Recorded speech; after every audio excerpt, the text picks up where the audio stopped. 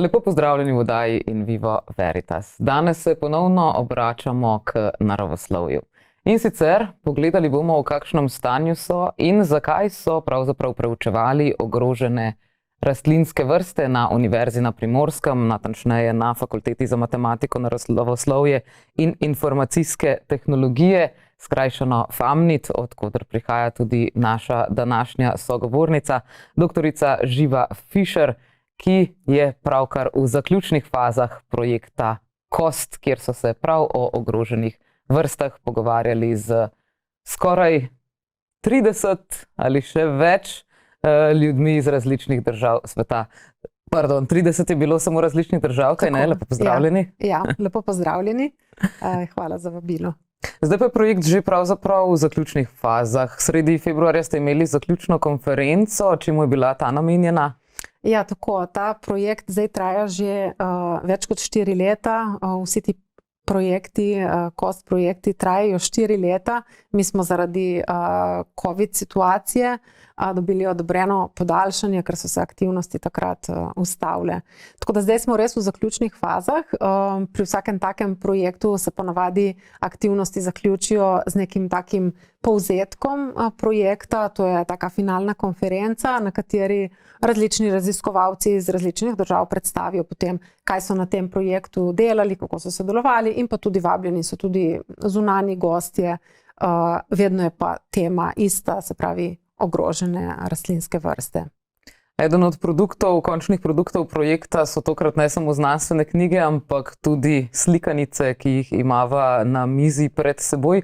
Kako to, da ste se pravzaprav znanstveniki, ki ste ponavadi bolj resni ljudje, nekateri težko razumejo, kaj sploh napišete, se lotili slikanic za otroke? Kako je prišlo pravzaprav do te ideje? Ja, mogoče je to mišljenje, da smo znanstveniki vsi tako resni, malček zgrešeno.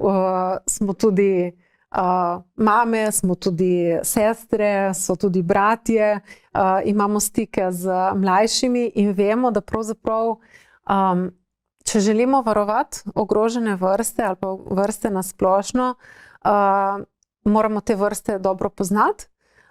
Moramo razumeti, zakaj so ogrožene, in prav je, da vse to predajamo tudi našim najmlajšim. V tem projektu je sodelovalo kar veliko, predvsem punc, avtoric, ki so nekako bolj na začetku raziskovalne kariere, so še mlade in so imele veliko takih malo drugačnih idej, ne samo, da bi mogli raziskovalne aktivnosti v projektu spodbujati, ampak da bi bilo lepo, da bi naredili mogoče kakšen drugačen produkt. Ponavadi se v projektih izdelujejo različne zloženke, pa brošure. Tu so pa se odločile, da bi naredile nekaj mogoče bolj trajnega. Nekatere od teh avtoric so tudi že drugače, se ukvarjajo s pisanjem in ilustriranjem, tako da se je pač rodila ta ideja, da bi napisali knjigice z naravovarstveno problematiko. In nekako smo se vsi v projektu strinjali, da je to taka zelo luštna ideja. Zdaj, znanstveniki, ko se ukvarjamo z varovanjem vrst, pač moramo vrste res dobro spoznati. Jih opazujemo pod mikroskopom, jih režemo, opazujemo njihova semena, opazujemo, kaj se dogaja na terenu, kako sodeluje z drugimi organizmi, z žuželkami. In pravzaprav bolj kot opazujemo neko vrsto, več zanimivega vidimo v njej. In pač te zanimivosti so tista stvar, ki potem ki je mogoče privlačna za otroke ali pa tudi za odrasle. Tako da res v vsaki vrsti lahko najdemo nekaj, iz česar bi se dalo napisati zgodbo. Tako da verjamem, da te 4 zgodbe niso edine, ki bi jih lahko napisali še veliko več, in upam, da bojo mogoče tudi spodbudile ostale, da bojo kakšno zgodbo o rastlinski vrsti zapisali. Pa so bile avtorice torej samostojne pri svojem delu. Tukaj pred nama je recimo knjiga Katarine Šoln, ki je, če se ne motim, edina tudi v slovenščini zaenkrat. Tukaj notri je na primer strupena rastlina opisana. Zakaj torej poudarjati prav to strupeno rastlino? Pomembno je skoraj, da poznamo strupene rastline kot tiste, ki niso strupene. Ja, zdaj težko bi rekla, da seveda je pomembno, da poznamo strupene rastline, da pač ne ogrožamo svojega zdravja. Zdaj ravno prihaja pomlad in zagotovo bomo brali v časopisih ali pa slišali na poročilih, da se dogajajo zastrupitve, ko ne poznamo, ko zamenjamo, ne vem, šmarnico s čemažem. To je taka zelo pogosta zamenjava. Tako da, ja, pomembno je, da poznamo. Zakaj smo se odločili za to rastlino? Pravzaprav, no, Katarina je zaposlena pri nas na Univerzi na Primorskem in ko smo se pogovarjali o tej zbirki knjižic, ona še ni bila vključena v to pisanje, je pa ona ena od tistih, ki je drugače že je pisateljica in tudi lepo ilustrira. Tako da vse to, kar vidimo tukaj, je pravzaprav njeno avtorsko delo, tako zgodba kot tudi ilustracije. Obenem je letos, oziroma v lanskem letu, je bilo Skopoljevo leto.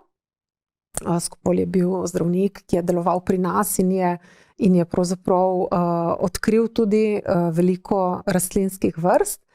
Tako da smo se odločili, da bi bilo lepo, da bi v tej zbirki počastili tudi enega raziskovalca, ki je deloval na področju Slovenije. Ta vrsta s slovenskim imenom kranjski volčič, latinsko Scopolia carniolica, je tudi dobila ime po tem raziskovalcu, po Skopolju. Je sam po sebi poimenoval rastlino? Ne, to se pa ne dogaja. V bistvu poimenujejo drugi, v bistvu lahko po nekomu, da posvetijo pač nekomu. To bi bilo zelo nenavadno, da bi nekdo po sebi poimenoval vrsto. Zelo samovšečno. Tako da, ja, ta vrsta je pa drugače zanimiva v tem, gre za vrsto, ki je iz velike družine razhudnikov. Sem sodijo tudi recimo paprika, krompir, paradižnik, ampak to so vse vrste, ki so pri nas k nam prišle od drugod.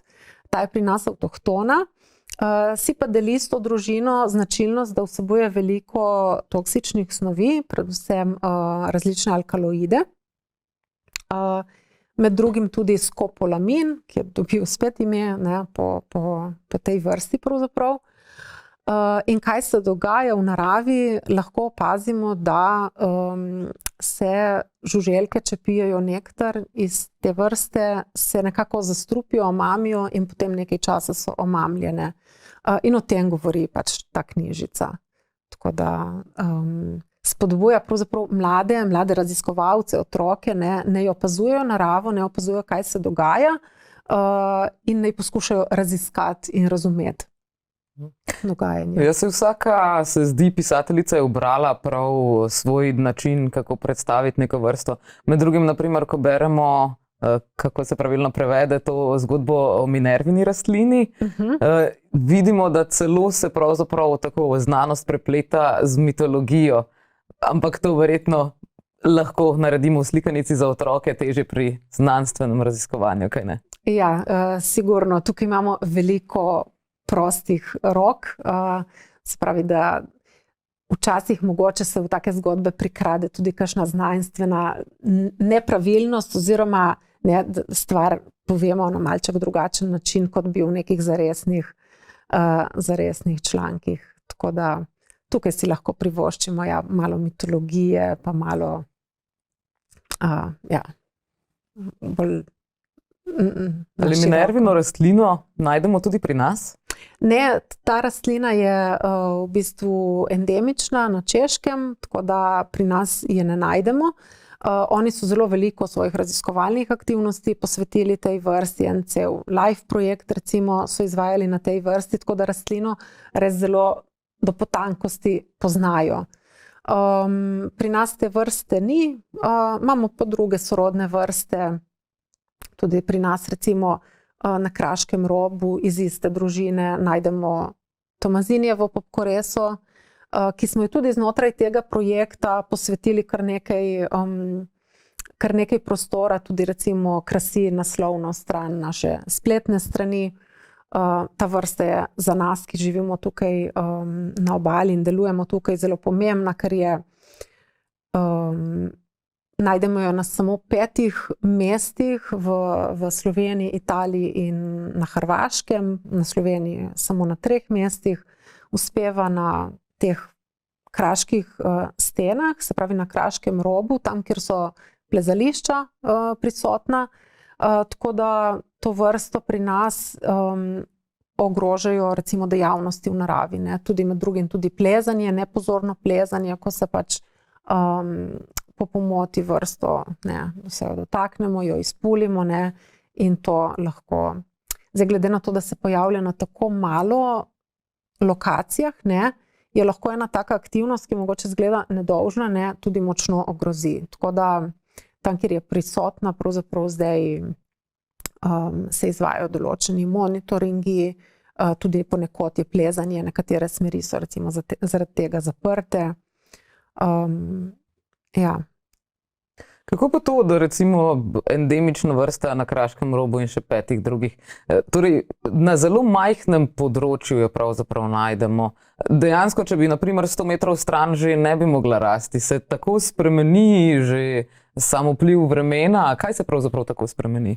Ja, za to vrsto je pravzaprav značilna, res ima take posebne, specifične potrebe, ki jih nudi ta mikrolokacija.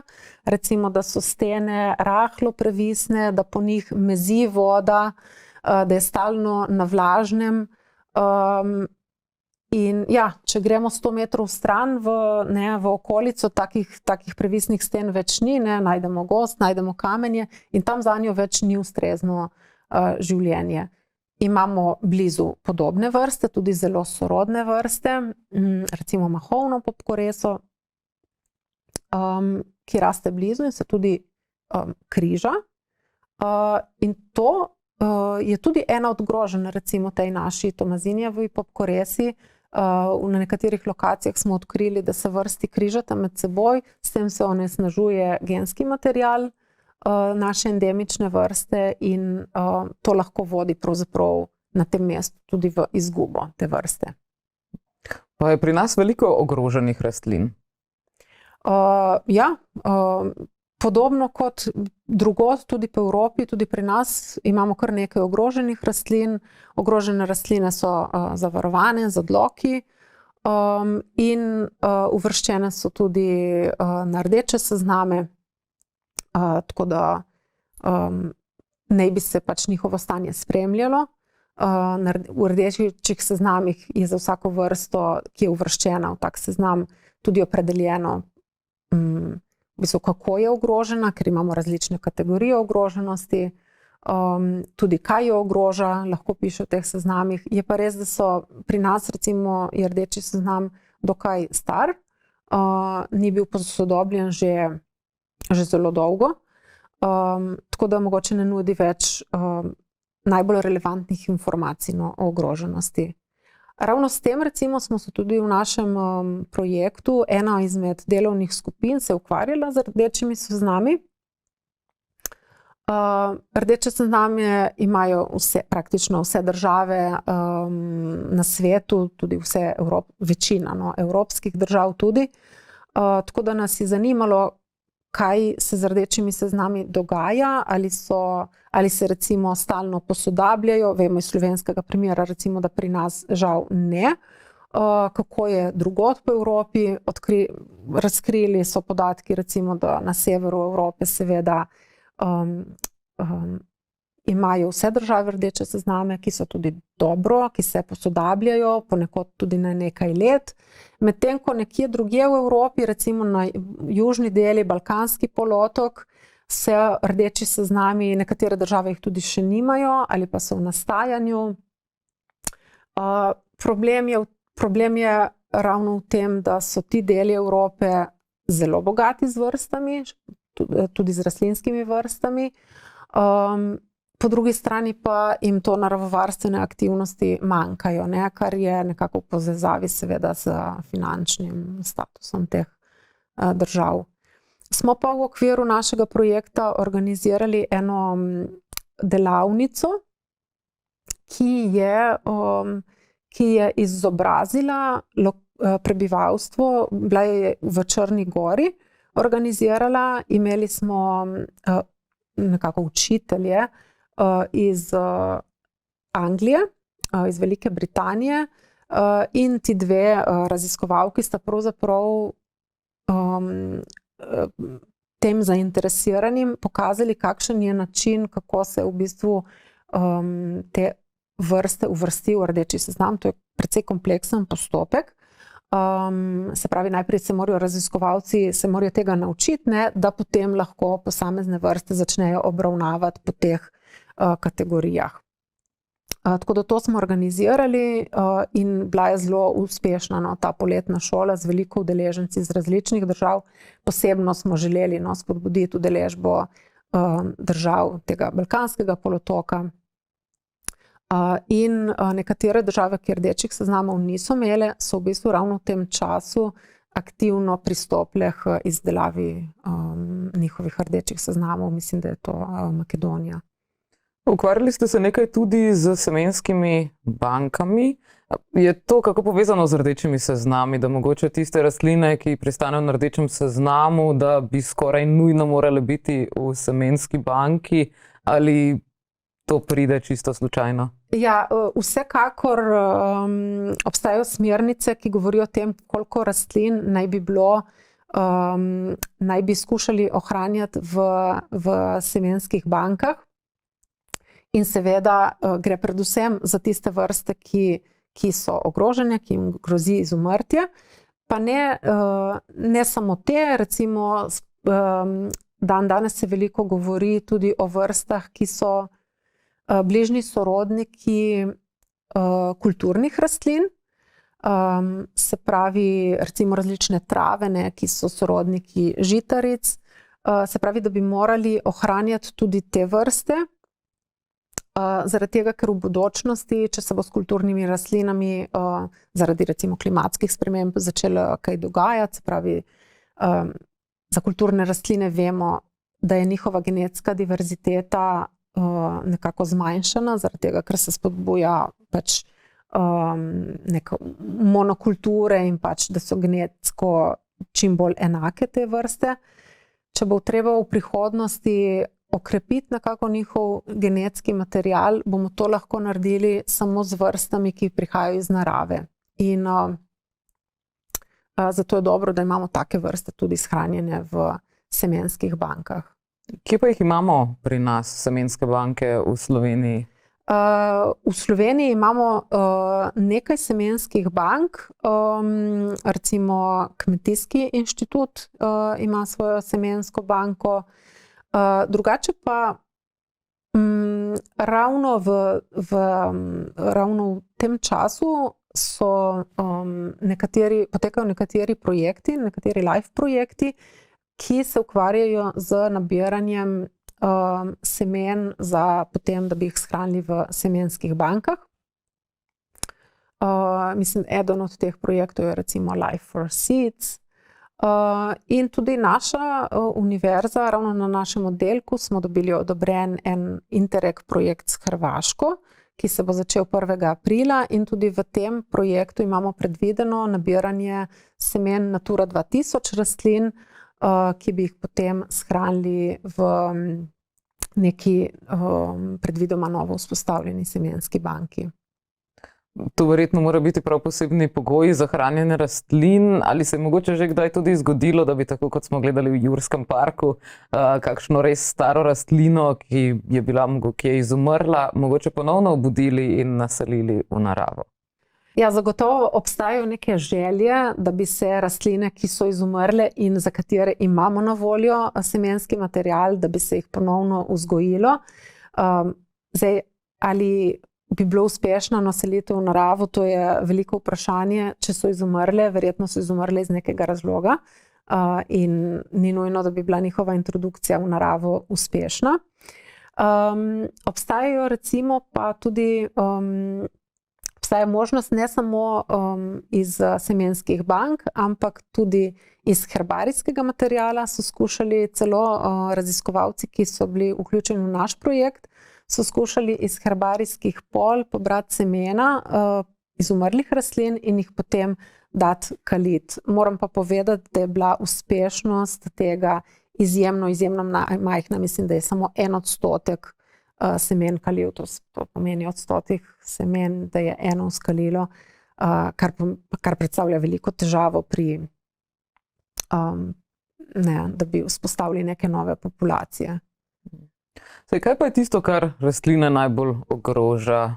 Podnebne spremembe trenutno morda? Zdaj težko bi rekla, ker so rastline zelo različne. Mogoče bi rekla, da bolj kot podnebne spremembe jih ogroža delovanje človeka, recimo izgubljanje življenjskega prostora, degradacija, gradnje na določenih območjih, če imamo mi neko majhno populacijo in ravno na tistem območju se odločimo zgraditi nekaj ali pa cesto recimo zgraditi, potem lahko uničimo celo populacijo, lahko tudi celo vrsto. Ne samo degradacija, tudi recimo fragmentacija, to pomeni, da če imamo eno veliko populacijo in potem vmes in potem se ta populacija razdeli na manjše populacije, manjše kot so populacije, bolj so potem podvržene nekim spremembam in bolj so ogrožene. Se pravi, vedno je dobro, če ohranjamo čim večji prostor, čim večje areale vrst,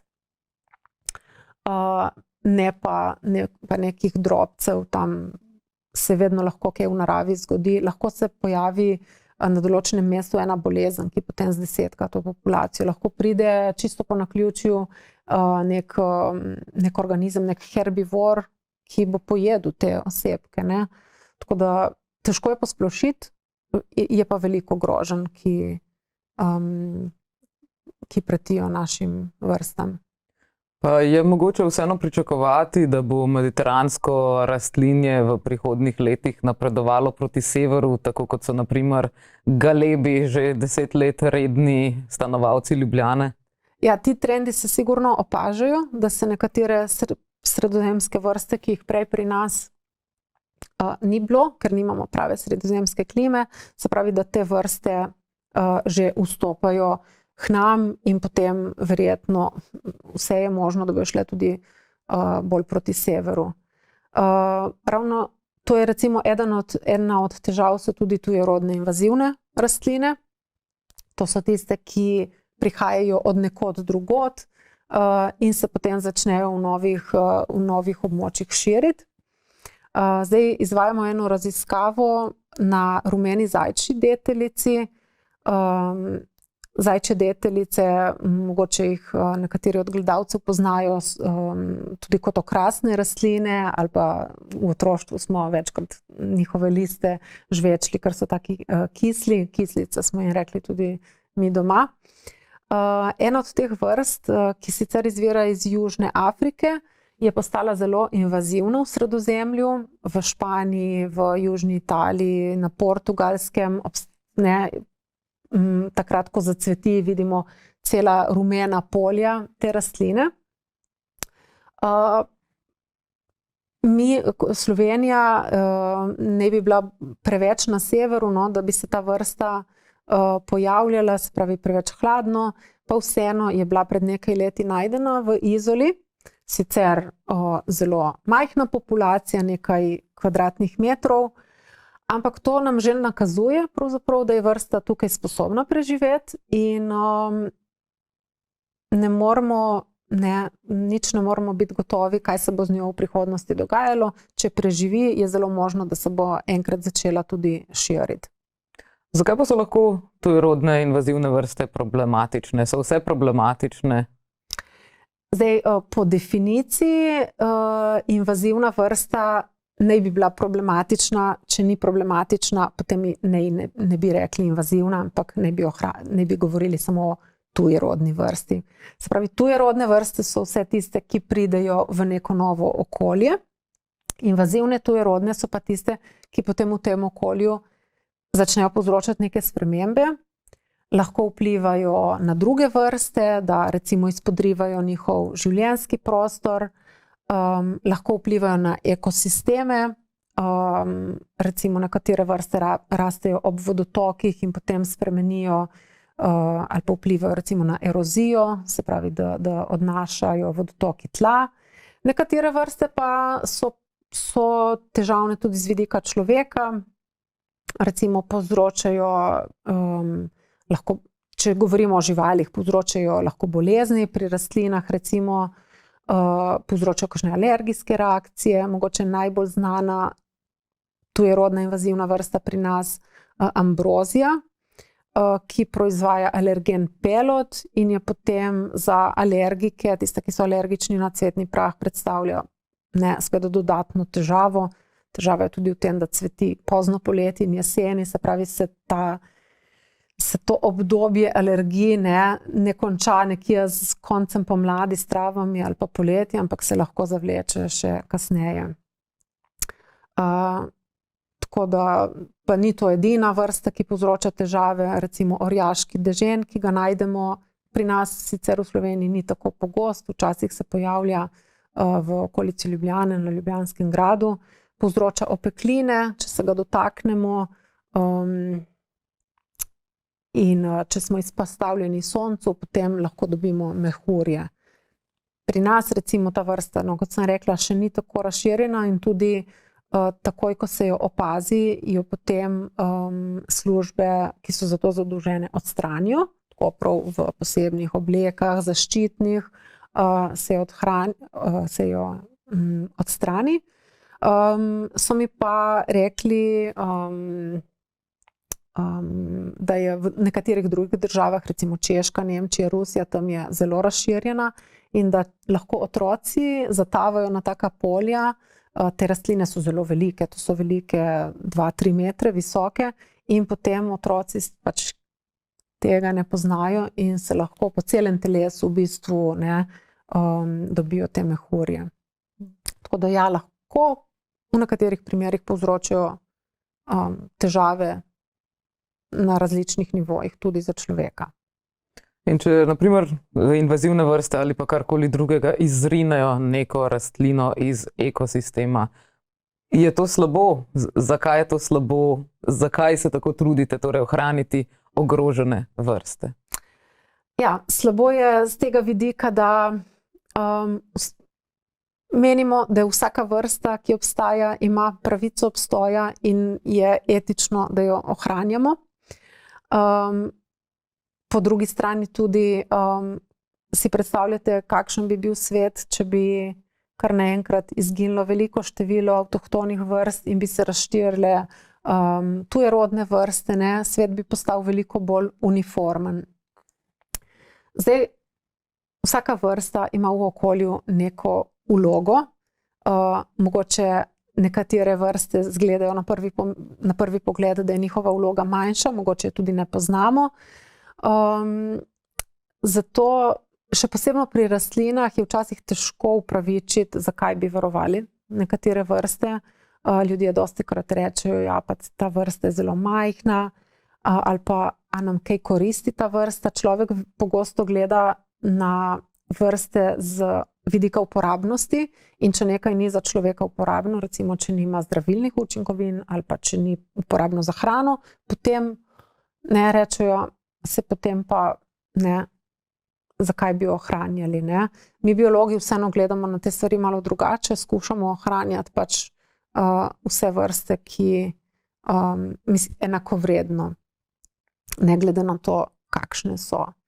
Je pa res, da danes obstajajo kar precej znanstvenih raziskav, ki je ugotavljalo, da tudi naravovarstvo in naravovarstvene aktivnosti so kar podvržene temu človeškemu vidiku, da veliko raje varujemo vrste, ki so lepe, ki imajo velike pisane, barvite cvetove, če govorimo o rastlinah, medtem ko vrste, ki so bolj neupadljive, majhne, kakšne trave ali pa zelene barve z neopaznimi cvetovi, te vrste so dostikrat spregledane. prav zaradi tega človeškega vidika, ne? Kar imamo mi, kar nam je všeč, varujemo, kar nam ni tako všeč, pa na to malo pozabimo. No, kaj ste niste ravno pri projektu Kost tudi malo bolj osredotočili na žužko cvetke, malo bolj pisane, tiste, za katere, ker namreč preučevali ste tudi opraševalce, kaj ne? Ja, čisto slučajno je v tem projektu se zbralo kar nekaj raziskovalcev, ki se ukvarjajo z biologijo opraševanja. Se pravi, s temi interakcijami med cvetočimi rastlinami in njihovimi opraševalci. Tako da ja, je res, da smo kar veliko posvetili časa temu. Je pa tudi res, da to je eden izmed pomembnih vidikov varovanja vrst. Moramo se zavedati, da rastlinske vrste rabijo nekoga, da prenaša njihov cvetni prah. Zdaj, v nekaterih primerih je to lahko veter ali pa voda, ampak v vseh ostalih primerih so pa to živali. V Evropi ponavadi žuželke, ponekod drugod lahko tudi druge živali. Se pravi, ko želimo varovati rastlino, se moramo zavedati, da moramo varovati tudi opraševalce, in ko varujemo, če želimo varovati opraševalce, moramo varovati tudi rastline, zaradi tega, ker so medsebojno povezani. So tudi zato nekatere vrste mogoče ogrožene, ker opraševalcev lahko opazimo, da se njihovo število znižuje, vse manj jih je? Ja, vsekakor. Še posebno so ogrožene tiste vrste, ki so zelo specializirane. Se pravi, nekatere vrste nekatere cvetove lahko oprašujejo zelo različne žuželke, čmrlji, čebele, ose, hrošči, se pravi, niso zelo specifične. Pri nekaterih drugih vrstah so se pa razvila zelo taka tesna sodelovanja.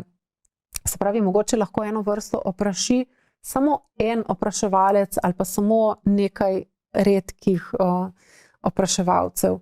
In v tem primeru, če izgine ta en opraševalec iz okolja, potem tudi rastlina ne bo mogla preživeti. Ja. Kako pa recimo, torej vemo, katere rastline so ogrožene, nekaj nam jih predstavljate v slikanicah, ampak nekatere so si pa, kot ste omenili, že šmarnica, čemaž, so si recimo izredno podobne. Kako sploh pristopimo k rastlini, da začnemo prepoznavati, za katero rastlino sploh gre? Ja, zdaj prav je, da se seveda, da si rastlino ogledamo od blizu in da pogledamo vse njene dele. Že nekateri že v vrtcih ali pa v osnovnih šolah nabirajo rastline, jih potem sušimo v herbarijih. Mogoče otrokom ali pa se komu zdi to nepomembno, ampak pomembno je, da mi res celo rastlino vidimo, da ne pogledamo samo njenih listov, da pogledamo, kaj se dogaja tudi pod zemljo, da vidimo, ali ima čebulica, ali ima korenine, ali ima koreniko, in tudi njene cvetove in potem plodove, ne. Se pravi, ni dovolj, da mi samo na podlagi listov eno rastlino skušamo prepoznati, ne, vedno moramo pogledati tudi druge njene dele. Tudi recimo, ko naši študentje nabirajo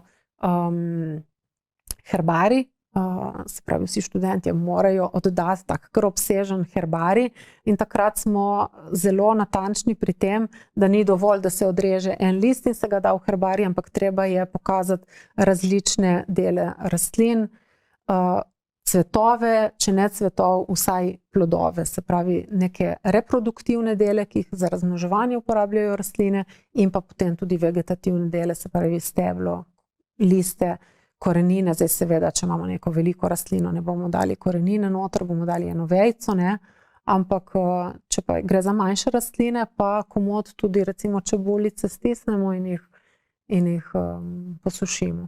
Pa je to trajnostno, da tudi čebulice vzemamo iz zemlje? Zdaj, v znanstvene namene pač je pomembno, da imamo nabrane rastline v herbarijskih zbirkah, zaradi tega, ker to je na koncu ena od stvari, ki bo ostala tudi za naslednje generacije, tudi za raziskave, za raziskovalne aktivnosti. Seveda zdaj, da bi nabirali tega na stotine in stotine, še posebno, če gre za kakšne redkejše vrste, ni trajnostno in tudi ni prav. Zato tudi recimo za namen herbarija ne dovolimo recimo nabiranja ogroženih vrst, zavarovanih vrst, se pravi, tega se izogibamo, prav tako ne nabiramo v herbarije recimo orhidej, ki so zaščitene, medtem ko kakšne druge vrste, ki so pogoste, pa ja. Pa pri nas sploh rastejo orhideje v naravi? Pri nas raste kar precej orhidej v naravi, rečemo ji z našim lepim imenom kukavičevke. To niso take orhideje, kot jih vidimo v cvetličarnah, ne, z velikimi cvetovi. Te orhideje prihajajo iz tropskih krajev in so ponavadi rastejo kot epifiti, to pomeni na drugih drevesih. Pri nas so orhideje manjše, rastejo v tleh.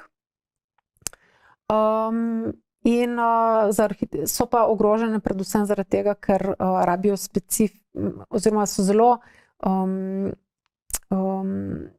pognojena tla, jim ne ustrezajo, se pravi, rabijo taka revnejša rastišča, tako da tam, kjer ima človek izvaja kakšne te aktivnosti, kmetijstvo, tam pač orhidej ni.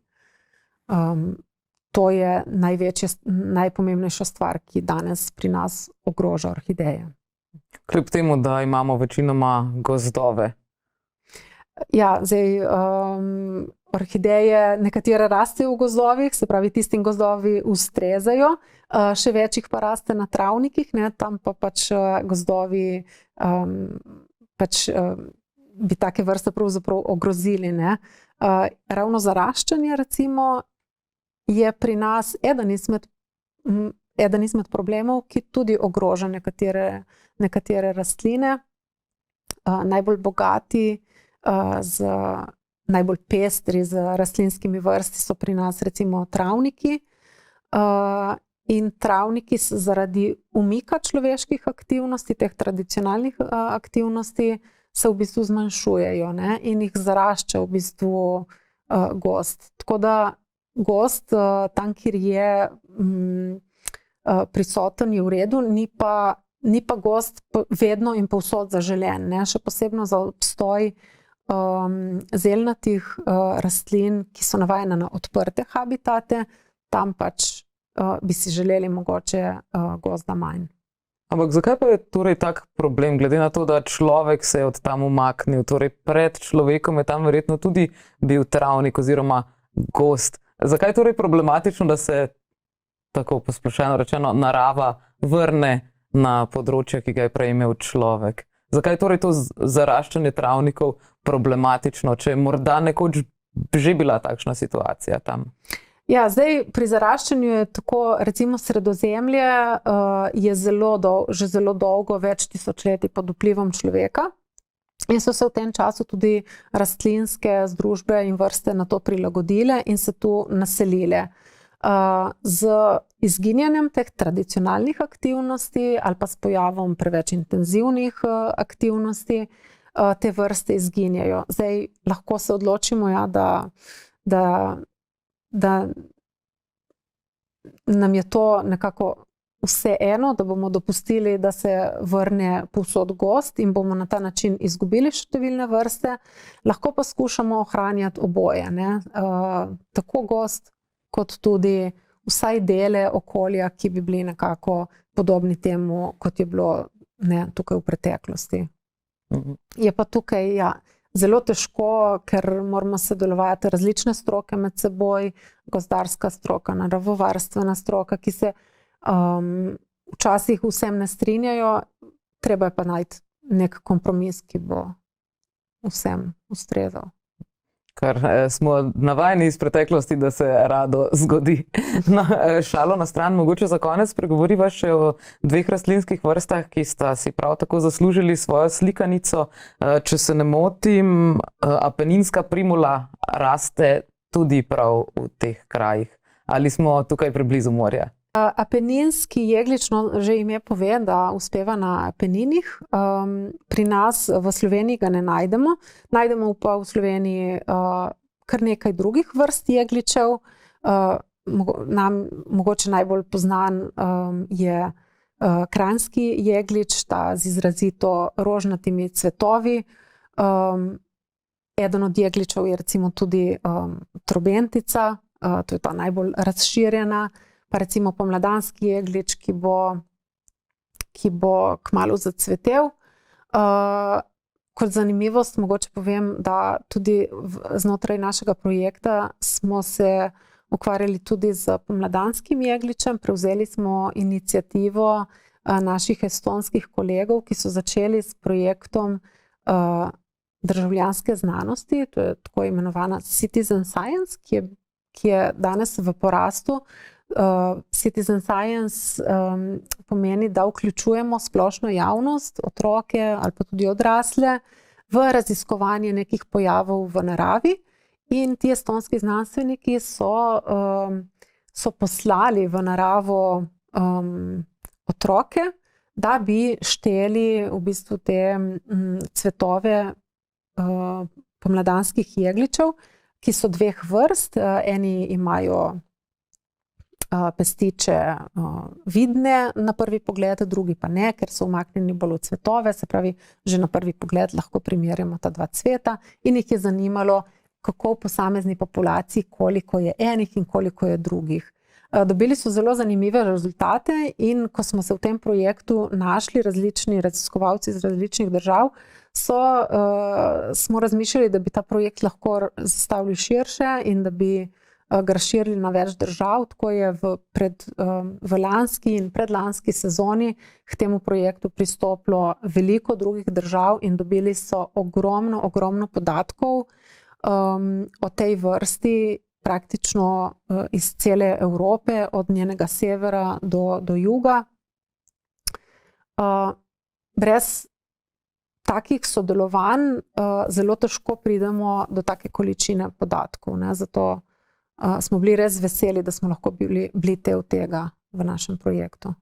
Je bil to eden, recimo v primerjavi z ostalimi projekti, je bil KOST eden večjih projektov, ki ste ga opravljali v zadnjem času? Ja, bil je z vidika, mogoče ni bil tako velik z finančnega vidika, bil je pa z vidika količine raziskovalcev. Sodelovalo je okoli 40 držav. Iz vsake države nekaj predstavnikov, lahko 2-3, lahko tudi 10 ali pa 20, se pravi, je sodelovalo res veliko ljudi. Tako da danes lahko rečemo, če nas zanima podatek o kakšni rastlini iz neke države, imamo vzpostavljeno veliko mrežo sodelavcev, lahko marsikaj vprašamo in dobimo odgovore, sodelujemo pri novih prijavah projektov, tako da... Boste raziskovali še naprej? Bomo še naprej raziskovali. No, potem pa vso srečo pri raziskovanju in lepo hvala, da ste prišli projekt predstaviti tudi nam. Hvala za vabilo. Tako, dragi gledalci, toliko o ogroženih rastlinskih vrstah za danes. Seveda imate tudi na spletni strani Famnita Univerze na Primorskem tudi še nekaj dodatnega gradiva. Med drugim si lahko tam ogledate tudi slikanice o 4 rastlinskih vrstah, ki so prav tako ogrožene. Z nami je bila doktorica Živa Fišer in se vidimo kmalu.